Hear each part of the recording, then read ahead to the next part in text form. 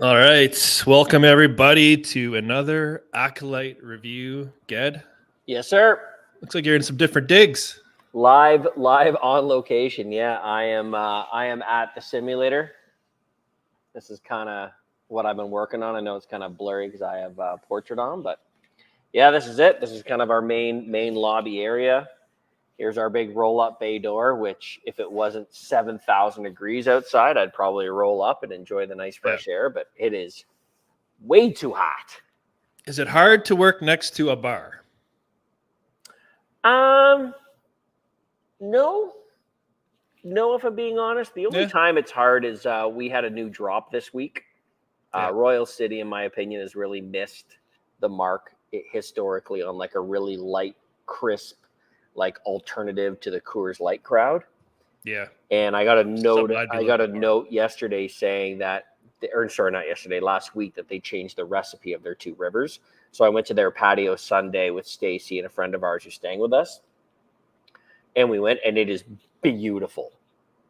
So yesterday we had the keg put in before we had a corporate event here, and I must admit I want to make sure it was still the same recipe. So for sure. Yeah, you gotta check the carbonation on it. Exactly. Make sure your customers are getting the best they could get. But no, most of the time it's fine. There's always so much to do anyway when there aren't people around. I was up on the back wall where we have a 150-inch screen. Yeah. On our back wall. So if you're up on the mez level, which is up there, we have two bays up there. And on the back wall is a big 150-inch. I added another zone of music today. I added a fan to kind of move some air around up there. So there's always crap to be done. Nice. Well, to take a break from the golf, we had episode 4 of The Acolyte. I think it was called Day, which compared to the other titles like Destiny and all that, it was a little bit anticlimactic. Yeah, but I guess because they were trying to get to a certain spot while there was still daylight, I guess. Yep. Maybe why that was there.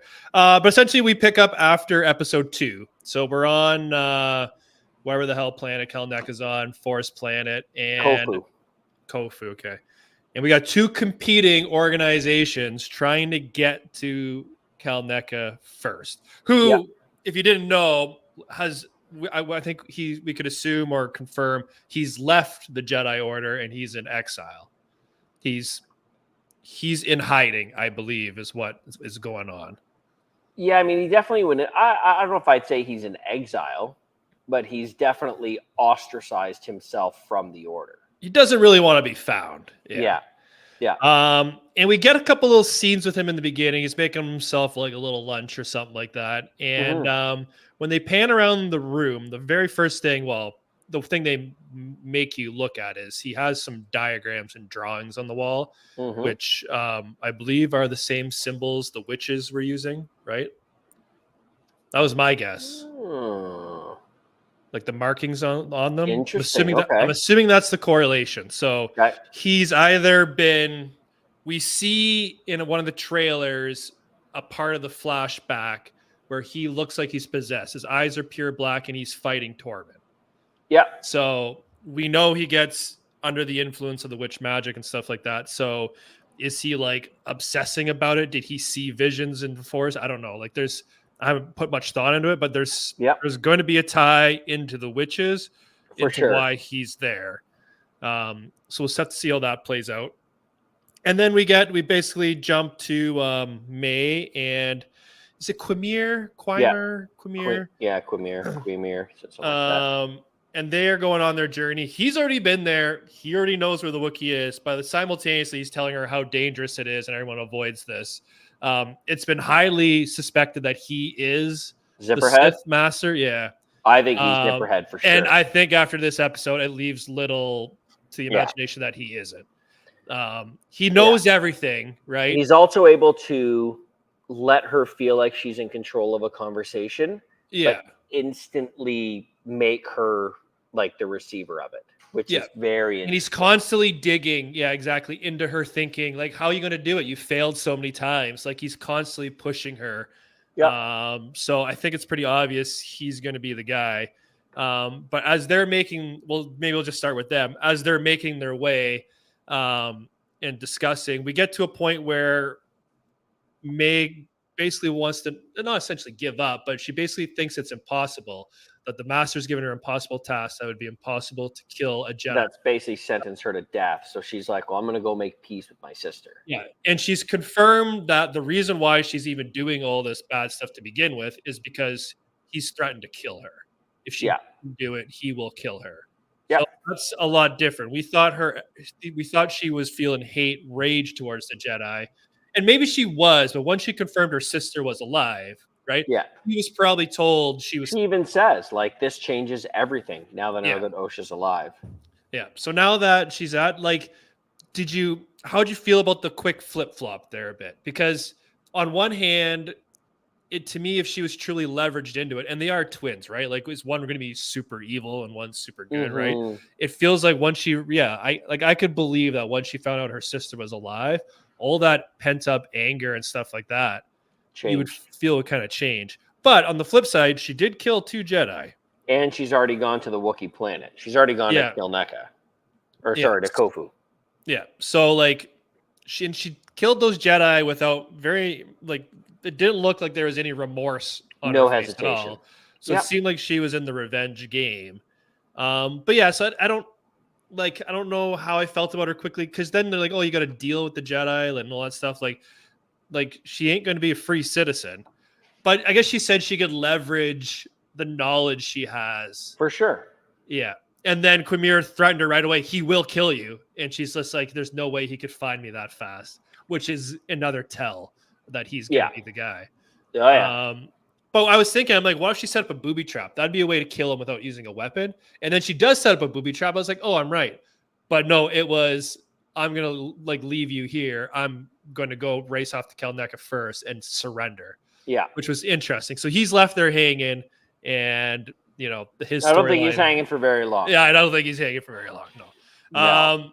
And then when we pick up with OSHA, she wants to leave. By the way, hold on. The Sith. Yeah. Oh, God, does he look menacing? Yeah, we'll get into the end. Yeah, I definitely want to talk about the visuals of that. Yeah. So on Coruscant, we get like a little meeting of, so none of these Jedi. We find out some facts that I think support the show, and it's not breaking lore. So people who are whining about lore breaking and yada yada yada yada, I think the show is actually doing a good job.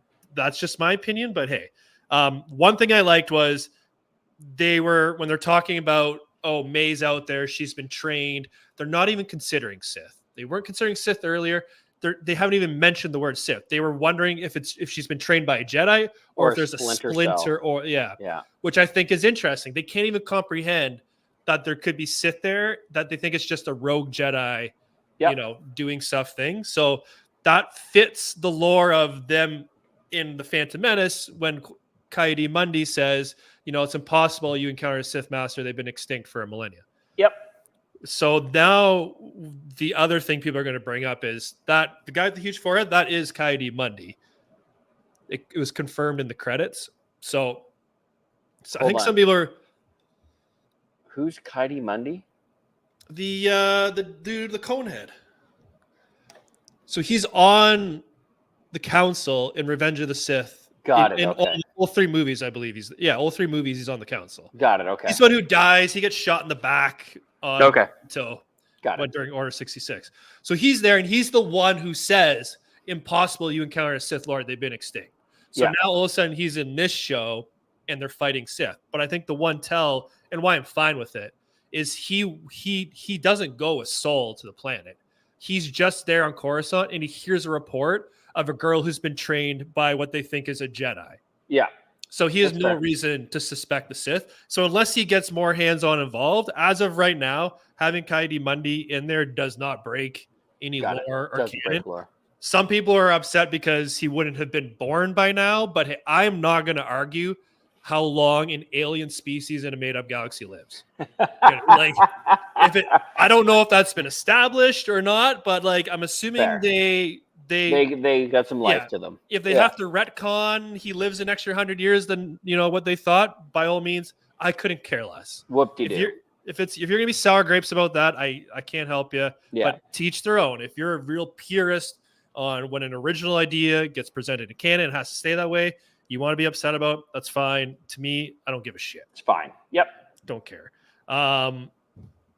So that was that. Then we get so Sol again needs to recruit Osha to come because they're going to dangle her as kind of the bait. Mm-hmm. And then just one last thing about the Coruscant before we move on. The Venestra, Master Venestra, whatever she is, the purple whip bald lady. Mm-hmm. She says, they said, someone brings up, should we bring this to the High Council? And she said no. She's sneaky. Yeah. So she's a again, politician, that one. From a lore standpoint, this is why Yoda doesn't know. I've heard some people saying, how could Yoda not know all this is going on? It's because it's been kept off from the High Council. They're dealing with it at a local level. They talked about there's a lot of politics in play, right? They don't want to see this as an embarrassment on the Jedi to have a potential Jedi training someone else who's killing other Jedi, right? Mm-hmm. They're really trying to lock this down and solve this in-house. So that's how they're controlling this narrative of the Sith. And you know what? I'm completely honest. I'm fine with that. It makes sense. 100%. Yeah, I'm good. Because it would be embarrassing if the greater galaxy found out that Jedi were leaving the Order and training rogue Jedis, right? Yep. So it is what it is. So Sol gets to go, summons up the whole crew, takes Osha. They get there. They got a tracker. Do you like Basil? What do they call him? Yeah, he's fine. I mean, he was a means to an end. Yeah. Like they magically had a piece of Kalneka's Jedi robe that was some scent on it still, you know. Yeah, I guess you got to push the plot line a little bit forward. You have to move the story on. Like how long's he? That's like how long's he been there? Like, has it been a decade? Has it been a year? Okay. He said a year. They said he showed up a year ago and into the Force, and he hasn't come out. Maybe they went into the Jedi locker room and just rummaged through his stuff. That's it. I would imagine they have those things, right? He's got a cubby there still. Yeah. We got a shot. When I saw it, I was like, oh, it's like we're watching The Hobbit or Lord of the Rings. Did you like when all the Jedi are marching down the hill? Yes. And then as they go into the forest, they're like, oh, I could feel like a darkness here or something like that. To me, it's just like, it felt Lord of the Rings-esque a little bit. It felt very Hobbit for sure. Yeah. You know, we got a little cool scene where Sol confidently slices down a creature, which I thought was neat. I like seeing it. Yeah. There's some good dialogue between Osha and what's her I name? like her. I forget her name off. Oh my goodness. I like her. Like X-23 from Logan. It's one of those small moments. But I think again, it really shows that the idea of Jedi having no attachment is it's impossible. Yeah. Like Osha even makes a comment like, "You're not going to miss me, are you?" Like, there's always going to be attachment.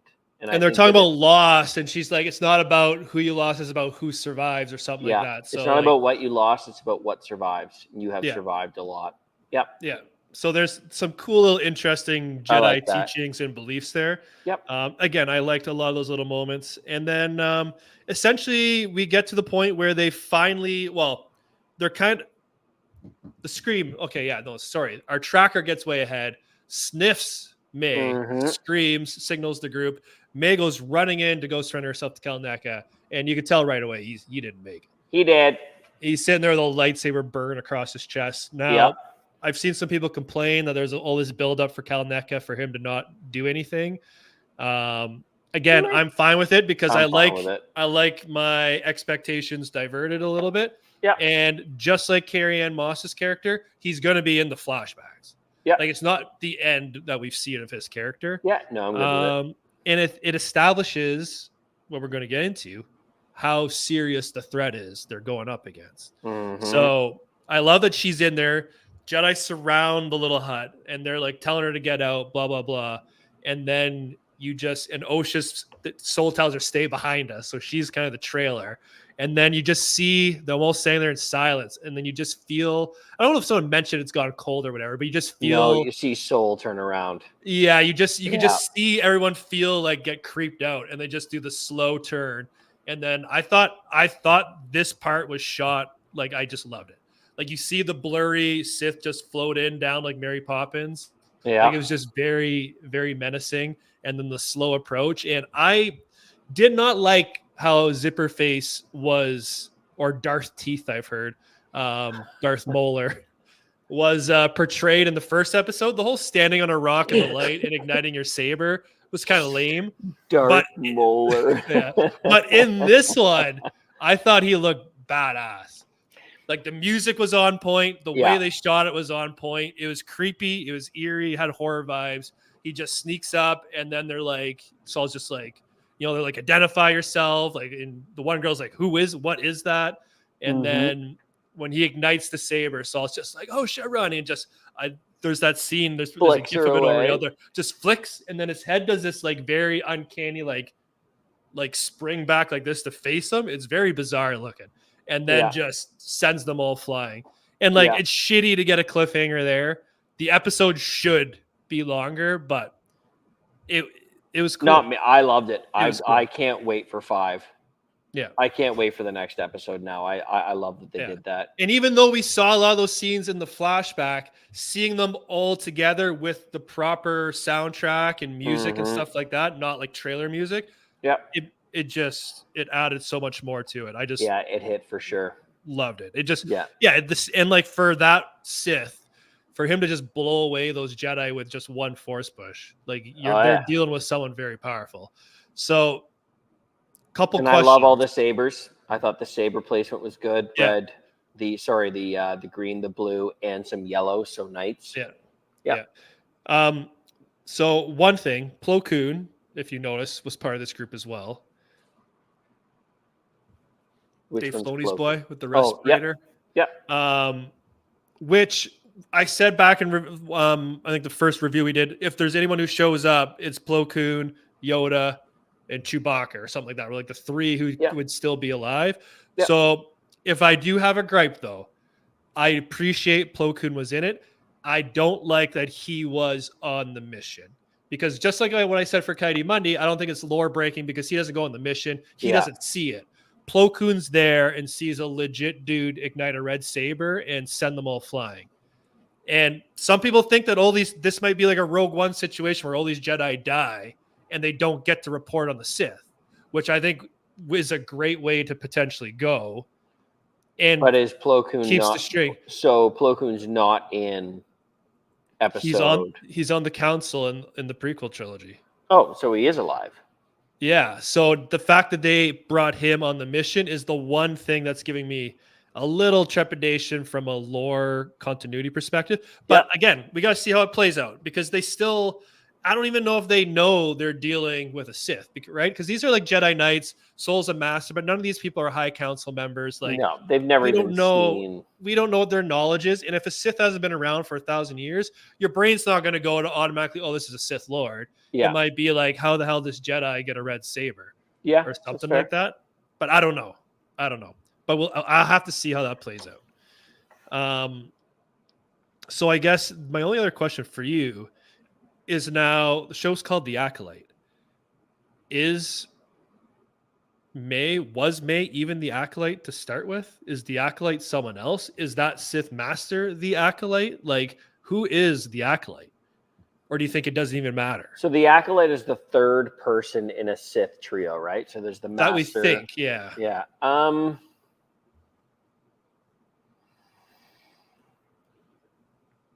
I'm assuming. I don't think that she is. I think Darth Mauler is probably the Acolyte. I think that I hope that's going to be the case.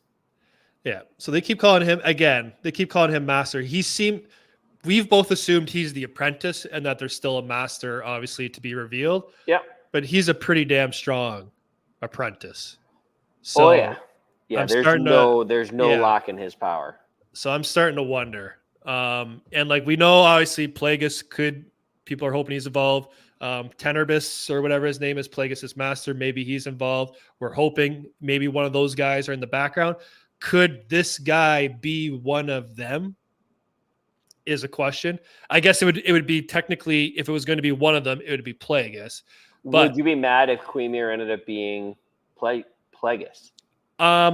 Personally, it was almost like that movie from years ago, The Usual Suspects, where Kaiser Soze ends up being Kevin Spacey. Oh, yeah, I know what you're saying. Personally, I haven't read the Plagueis novel. I've obviously seen excerpts in the summary. I know he's portrayed as a Mun, and Quimir is not a Mun. Like, he's not that species. So if they were gonna retcon it to Quimir, personally, it wouldn't bother me. But I could see people, if people have already been losing their minds about other things, I could see them absolutely freaking out if they changed him species. So again, it wouldn't bother me. And I think it'd be cool to see Plagueis in his early days. And like, he's already powerful.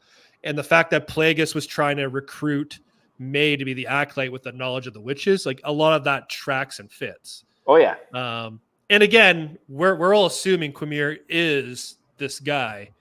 There's still like a chance it's not. Maybe this person is the master, and then he has another apprentice somewhere else. Like, I don't know. So speaking of which, if it is Quimir, I wrote down a silly note here. Not that this stuff matters in these type of shows, but where was his helmet and robes when they were marching through the bush? If he quickly dressed and then got there ahead of them. Yeah, that's fair. Like, he did have a little knapsack, and I'm assuming maybe he could cram it in there, but he'd have to have his lightsaber in there. Like, there's a lot of gear to be stashed in there for May maybe not to see, or that's fair, actually. Yeah. But that's just nitpicking details that a lot of shows don't really get that specific. That's not a Star Wars thing. That's just a convenience of storytelling, right? Yeah. No, that's fair. Yeah. And then my only other question for you is, does he end up taking Osha when this ends? He kind of flicked her to the side and then dusted the rest of them. Does he take Osha to replace May? I think so. Yeah, I got a feeling. And then May is forced to team up with the Jedi to try and save Osha. Yeah. Yep. So yeah, I think that's where we're gonna end with it. But will he be able? Like, it makes no sense to take Osha because she didn't get the mark, right? She wasn't accepted the one, so she's not. I don't think she is as appealing as May would be. Like, is there? I don't think he could turn her. She doesn't seem like somebody who's just going to turn evil and fight Soul. So like, I don't know what the long game is with him taking Osha, but I definitely think he doesn't. Maybe he dusts them all and takes May. That's true. He could just go get May after he knocks out all the Jedi. If he kills some of them, but not all of them. Like, I don't think anyone dies in this moment. I think a bunch of those Jedi do die. Yeah. But I don't think they die in this moment. But I think that after he basically knocks them all out, he just takes May. Yeah, there is a teaser out there with, like, obviously it's like 1 second clips. We see that Soul does fight him. Yeah. And we know he throws a saber through a bunch of trees and stuff like that. So there's still a lot more of this fight to go. Yeah.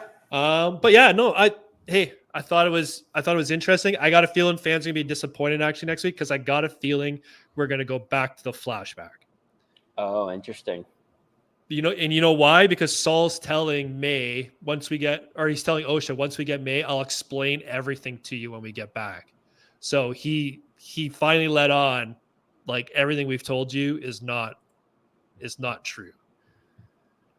Yeah. Yeah, your team Jackie, eh? I don't know if I like the way she's playing the character. I just don't know if I'd like the design of the alien that she is. No?